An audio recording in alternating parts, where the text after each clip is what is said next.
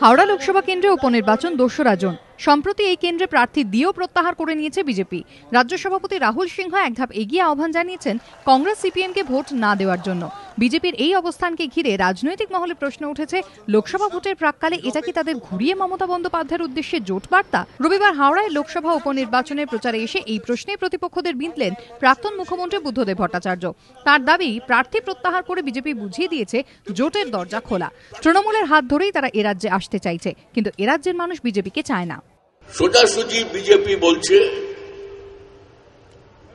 তৃণমূলকে, এই আমাদের নীতি, তোমার দরজা খোলা, তোমার বিরুদ্ধে আমরা প্রার্থী দিলাম না,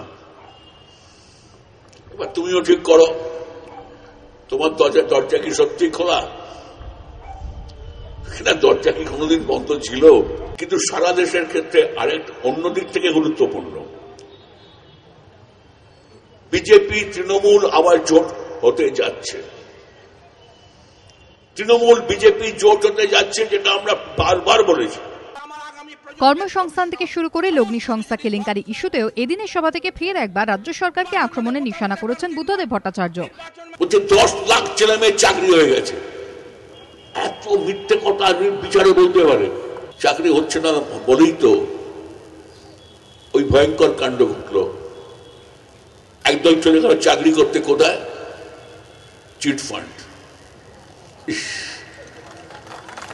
20টা ছেলে মেয়ে আত্মহত্যা করেছে। এই চাকরি করতে তারা চেয়েছিল?